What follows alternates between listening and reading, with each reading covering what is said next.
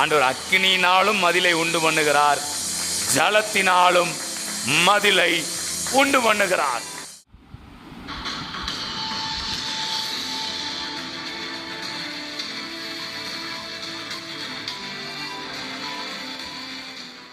அப்பொழுது கர்த்தர் ரா முழுவதும் பலத்த கீழ்காற்றினால் சமுத்திரம் ஒதுங்கும்படி செய்து அதை வறண்டு போக பண்ணி, சமுத்திரம் ஒதுங்கும்படி செஞ்சாராம்.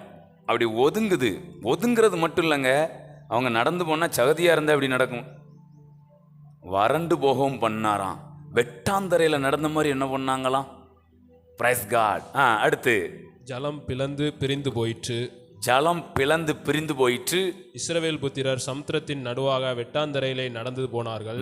வெட்டாந்தரையிலே நடந்து போனார்கள். அவர்கள் இடதுபுறத்திலும் வலதுபுறத்திலும் ஜலம் அவர்களுக்கு மதிலாக நின்றது.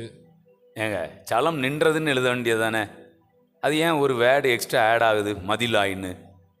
இன்னைக்கு உங்களுக்காக ஒரு மதில் உண்டாகிறது, ஒரு அக்கினி மதில், ஒரு மேகத்தின், ஒரு ஜலத்தின் மதில். ஆண்டவர் அக்கினியினாலும் மதிலை உண்டு பண்ணுகிறார், ஜலத்தினாலும் மதிலை உண்டு பண்ணுகிறார். அழகா எழுதியிருக்கு பாருங்களேன். ஏங்க, ஜலம் இப்படி நின்றுச்சுன்னு தானே எழுதணும், ரெண்டு பக்கமும் இப்படி நின்றுச்சுன்னு எழுத வேண்டியதானே?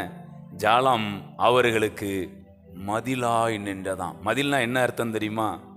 இந்த இவ்வளோ இடத்துக்கு, அதாவது இந்த பக்கம்லாம் கடல் தண்ணி திரவ பொருளாக இருந்திருக்கு, இந்த இவ்வளவுக்கு அந்த பக்கம், இந்த இவ்வளோ இடம் மட்டும் அப்படியே சுவர் மாதிரி என்ன பண்ணிருக்கு, தண்ணி பனி மாதிரி அப்படியே உறைஞ்சி மதிலாய் நின்றுருக்கிறது. Price God. ஏன் அப்படின்னா அந்த பக்கம் உள்ள உயிர்கள் வாழ்ந்து கிடட்டும். ஆனால் அங்கே இருக்கிற திமிங்கலமோ முதலையோ எந்த உயிரினமும் வந்து, ஏன்னா இவங்க 25 லட்சம் பேர் போகிறாங்க, எல்லாம் வந்து எப்போ நல்ல உணவு கிடச்சிதுன்னு என்ன பண்ணிடக்கூடாது, வந்து கப்பு கப்புன்னு.